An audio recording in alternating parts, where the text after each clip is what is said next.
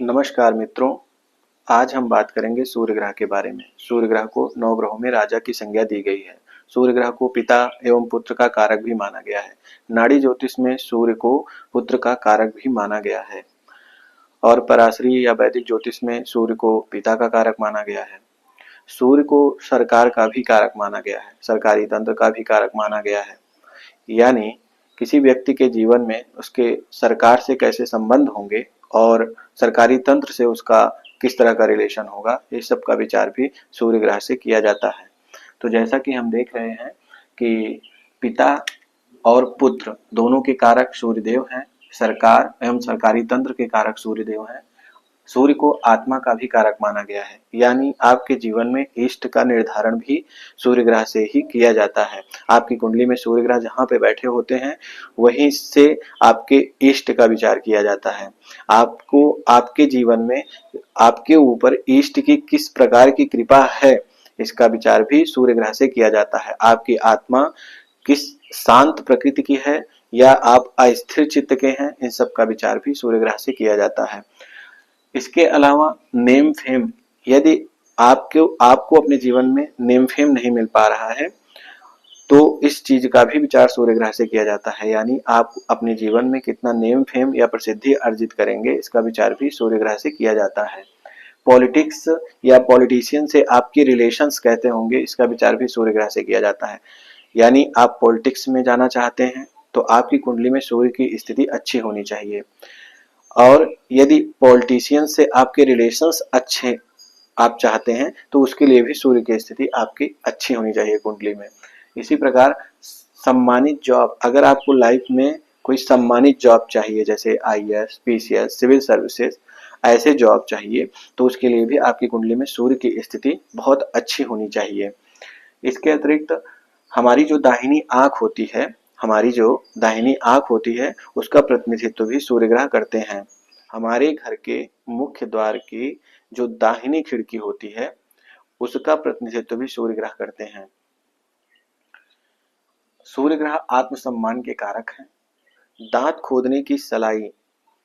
खोदने की जो सलाई होती है उसका प्रतिनिधित्व भी सूर्य ग्रह करते हैं। इसीलिए आपने देखा होगा कि सूर्य लकड़ी के भी कारक हैं और सूर्य तांबा धातु के भी कारक हैं।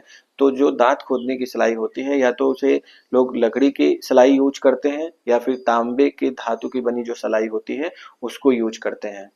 सूर्य आत्मसम्मान के भी कारक हैं।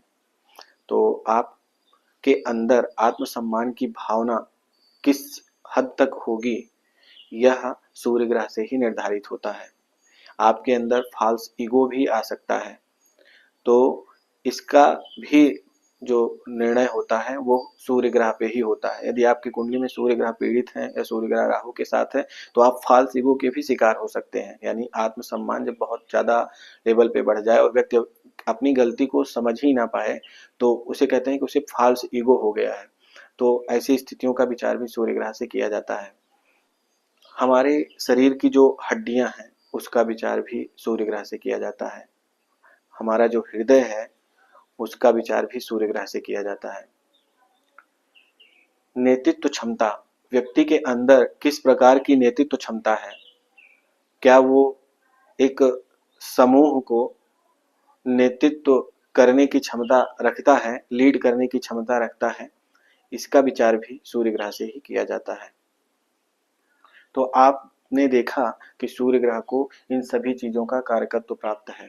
तो जब आपकी कुंडली में सूर्य ग्रह बलवान होंगे, अच्छी स्थिति में होंगे, किन्हीं भी पापी ग्रहों से पीड़ित नहीं होंगे, तो आपको निम्न चीजें देखने को मिल सकती हैं। जैसे कि आपके पिता से बहुत अच्छा संबंध हो सकता है, आपको अपने जीवन में पुत्र का सुख मिल सकता है, आपका पुत्र बहुत प्रसिद्ध हो सकता है और सरकार या सरकारी तंत्र से आपके बहुत अच्छे रिलेशंस हो सकते हैं। अगर आपकी कुंडली में सूर्य बलवान है तो आप सरकार से और सरकार से जुड़े जो लोग हैं उनसे बहुत अच्छे रिलेशंस हो सकते हैं। आप पॉलिटिक्स में जा सकते हो, अच्छे राजनीतिज्ञ बन सकते हो, इवन पॉलिटिशियंस का आपको सपोर्ट्स हो सकता है अपनी लाइफ में अगर आपकी कुंडली में सूर्य ग्रह बलवान है तो। इसके अतिरिक्त आपको अपने जीवन में नेम फेम के लिए परेशान नहीं होना पड़ेगा। आप जो भी कार्य करेंगे उसमें आपको नेम फेम मिलेगा, प्रसिद्धि मिलेगी। आत्मा का कारक है सूर्य, तो कहीं ना कहीं आपके ऊपर आपके इष्ट की कृपा होगी, आपका मन और चित्त शांत होगा, आपको लोग अच्छे हृदय वाला बोलेंगे। जब आपकी कुंडली में सूर्य अच्छे होंगे तो आपकी दाहिनी आंख में कोई किसी तरह का कोई डिफेक्ट नहीं होगा, कोई प्रॉब्लम नहीं आपको अपनी लाइफ में देखने को मिलेगी। आपके घर की जो मुख्य द्वार की दाहिनी खिड़की है, आपके घर के मुख्य द्वार की जो दाहिनी खिड़की है, उसका प्रतिनिधित्व भी सूर्य ग्रह करते हैं, तो उसमें किसी प्रकार का डिफेक्ट देखने को नहीं मिलेगा, इवन उसकी उपस्थिति होगी। ज्यादातर ये देखने को मिलता है कि सूर्य ग्रह जिनके कुंडली में अच्छे होते हैं उनके घर के मुख्य द्वार के दाहिनी खिड़की होती है, और अगर सूर्य ग्रह किसी भी तरीके से पीड़ित होते हैं तो दाहिनी खिड़की होती नहीं है, यदि होती भी है तो कहीं ना कहीं वो डैमेज होती है। तो ये चीज भी देखने को मिलता है। तो घर के मुख्य द्वार के दाहिनी तरफ वाली खिड़की का बहुत इंपॉर्टेंस है आपकी लाइफ में। इसके अतिरिक्त आत्मसम्मान की भावना, यदि आपके कुंडली में सूर्य अच्छी स्थिति में होंगे तो आपके अंदर आत्मसम्मान की भावना होगी। और सूर्य हड्डी के भी कारक हैं, तो आपको हड्डी से रिलेटेड कोई रोग नहीं होगा, आपके शरीर की हड्डियां मजबूत होंगी। हृदय के कारक हैं, तो अगर आपकी कुंडली में सूर्य अच्छी स्थिति में हुए तो आपको हर्ट्स, जो आपका हार्ट है, हृदय है, उससे संबंधित कोई समस्या आपको अपने जीवन में देखने को नहीं मिलेगी। बीपी, शुगर, किसी तरीके की कोई समस्या आपको देखने को नहीं मिलेगी। और आपके अंदर अद्भुत नेतृत्व क्षमता देखने को मिलेगी। जब भी सूर्य कुंडली में अच्छी स्थिति में होते हैं तो ऐसे व्यक्ति के अंदर एक अद्भुत नेतृत्व क्षमता देखने को मिलती है। तो हमने देखा कि जब सूर्य ग्रह हमारी कुंडली में अच्छे होते हैं तो हमें उनके जो कारकत्व हैं उनमें किस तरीके से लाभ देखने को मिलता है। इसी प्रकार जब हमारी कुंडली में सूर्य ग्रह कमजोर होते हैं, पापी ग्रहों से पीड़ित हो जाते हैं, तो हमें अपने पिता के साथ संबंधों में संघर्ष का सामना करना पड़ता है। हमारे पिता हमारा सम्मान नहीं करते, हम अपने पिता का सम्मान नहीं करते, दोनों में बीच वैचारिक मतभेद देखने को मिलता है। ऐसी स्थिति में एक पुत्र की भूमिका यह है कि भल से उसके पिता उसके प्रति कैसा भी भाव रखें, कैसी भी बातें बोलें, व्यंग्यात्मक बोलें, लेकिन वो अपने पिता से संबंध अच्छे रखे। तो जब भी सूर्य आपकी कुंडली में नीच के हो जाएंगे, यानी तुला राशि में सूर्य नीच के होते हैं, तो आपका आपके पिता से अच्छे संबंध देखने को नहीं मिलते हैं, आपका अपने पुत्र के साथ अच्छा संबंध देखने को नहीं मिलता। पुत्र की जब हम बात करते हैं तो नाड़ी ज्योतिष में सूर्य को पुत्र का भी कारक माना गया है, इसलिए हम यहाँ पर पुत्र का भी जिक्र कर रहे हैं। तो पुत्र के साथ भी संबंध अच्छे देखने को नहीं मिलते हैं। इसी तरीके से सरकार या सरकारी तंत्र से आपको किसी तरीके की नोटिस प्राप्त हो सकती है, आपके द्वारा किसी सरकारी चीज का गलत उपयोग हो सकता है, जिसकी वजह से सरकार आपको कोई नोटिस भेजे और आपको उसका फाइन भरना पड़े, यानी सरकार और आपके बीच कुछ गलत हो सकता है, सरकारी तंत्र द्वारा आपको परेशान किया जा सकता है। तो जब सूर्य आपकी कुंडली में कमजोर होगा, पापी ग्रहों से पीड़ित होगा, तो यह चीजें देखने को मिल सकती हैं। इसी प्रकार सूर्य आत्मा का कारक है, आपका मन अशांत हो सकता है, आपको अपने इष्ट की कृपा में कमी देखने को मिल सकती है, या आपको अपने इष्ट के बारे में पता ही ना हो, यह भी देखने को मिल सकता है।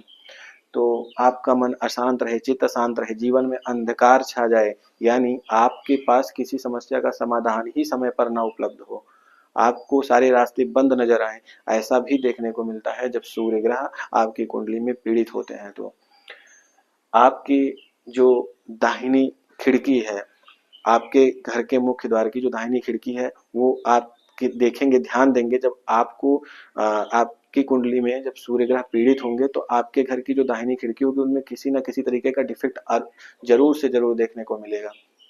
आपको उस ध्यान देने की जरूरत है, उसे जल्द से जल्द ठीक कराने की जरूरत है।